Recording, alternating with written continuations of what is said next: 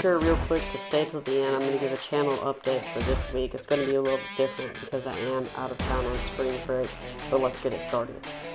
What is up, YouTube? So we're going to review this week 7. We had a lot of great matchups, great games. We'll start off with Atlanta and Orlando. This game wasn't really much. It was 36-6, I believe. Yep, that was the score. It was pretty much dominance from Orlando, kind of like we saw in week 1, except they changed venues. Aaron Murray did not play well. He had 2 picks. He did have a touchdown, but still did not play well. Their running backs really weren't able to find room. Also, they were forced to pass late because, or actually they were forced to pass early, excuse me, because they found themselves down early. For Orlando, you know, we got to see Garrett Gilbert. We always get to see him. D'Ernest Johnson. He had a great game. Davion Smith, Akeem Hunt. The running backs had a very good game. The wide receivers were pretty good. Got to see Charles Johnson. There wasn't really much to evaluate from this game. It was just total domination by Orlando. Next up, we'll talk about our game of the week, Salt Lake City at San Antonio, and this was an exciting one. It was a defensive game. We'll start off with Salt Lake City. Josh Woodrum played an excellent game. He had a touchdown and a pick, but he was 22 for 35 at 229 yards. Pretty good game from Woodrum.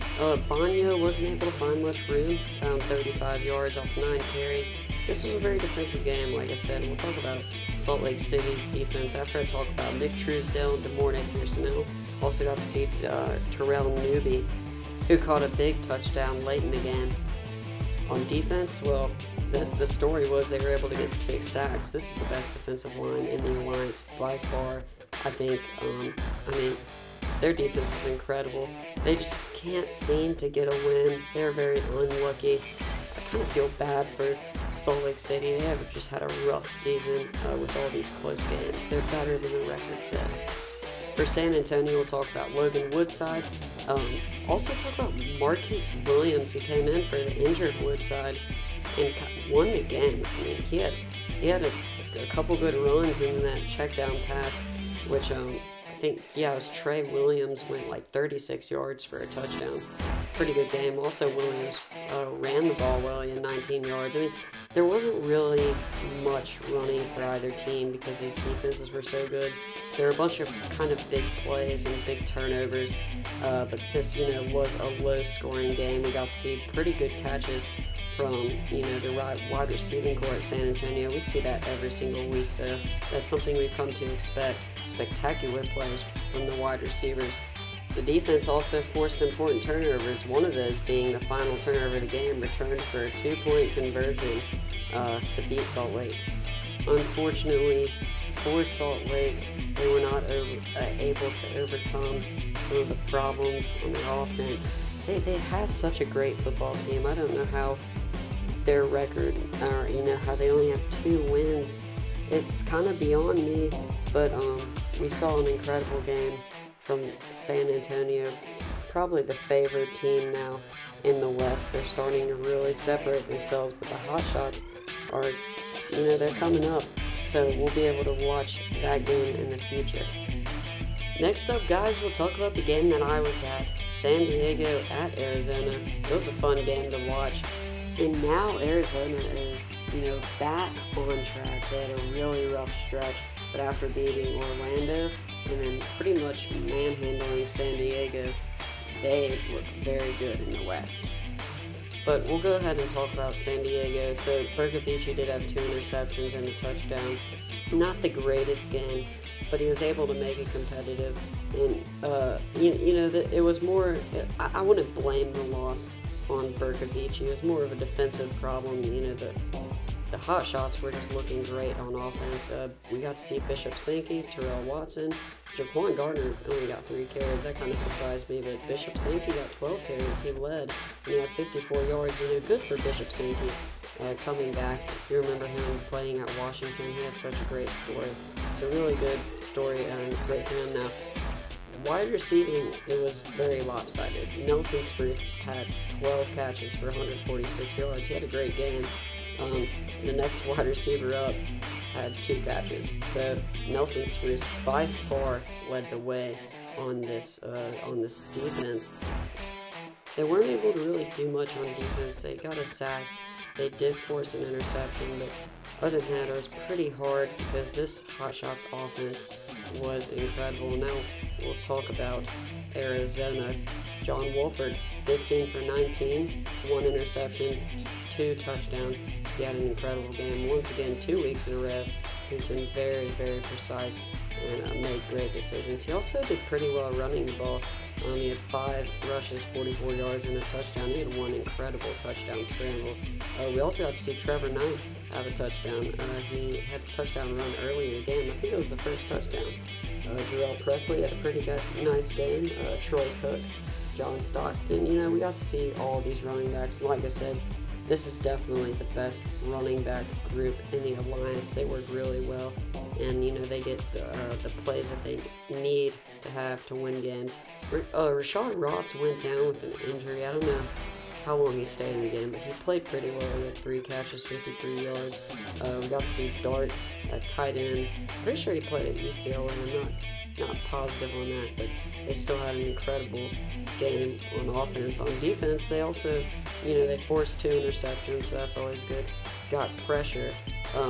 Mostly it was just the Fleet offense wasn't really able to produce much, and combined with ever since Steven Johnson, let me just say this, since he's come back with the Orlando game, you know, this defense has looked much different. I think he's a game changer for Arizona, and they got a big win, which puts them, you know, neck and neck with the Commanders, and they're going to be fighting for the playoffs, likely with the San Diego Fleet, but you know, Arizona wants that #1 spot, so we'll be excited to watch that game. As for the Fleet, they need to rebound after 2 losses. Alright guys, the final game of Week 7 was our first ever overtime game in the Alliance. We'll start off talking about Birmingham. We'll talk about Luis Perez, who had 2 touchdowns, no interceptions, but he was 16 for 37. That's a 43% completion percentage. That's not very good.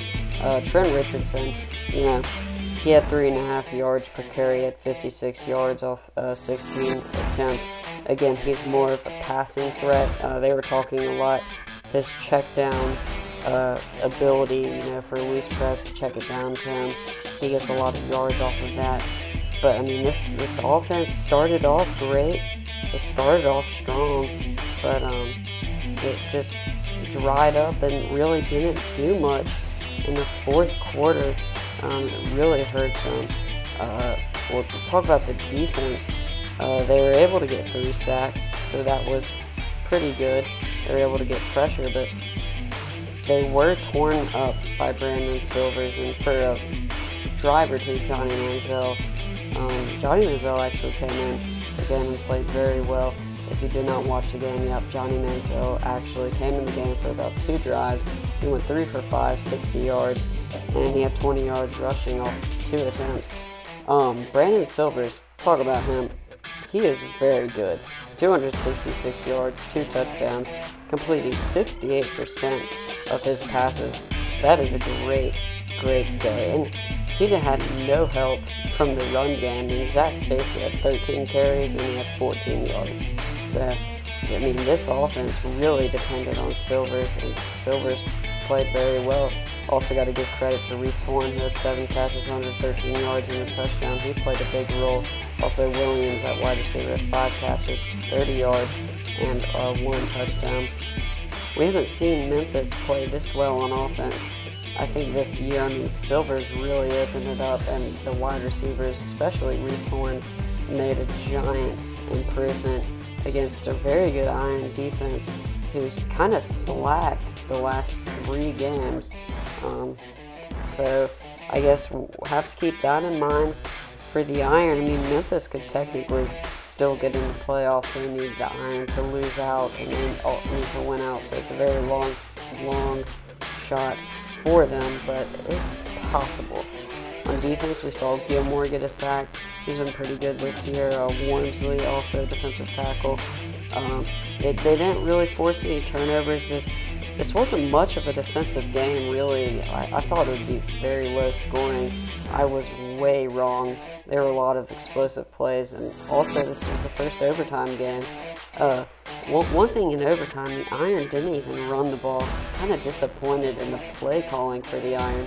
I feel like they easily could have won this had they had better play calling, not just in overtime, more just in the game in general.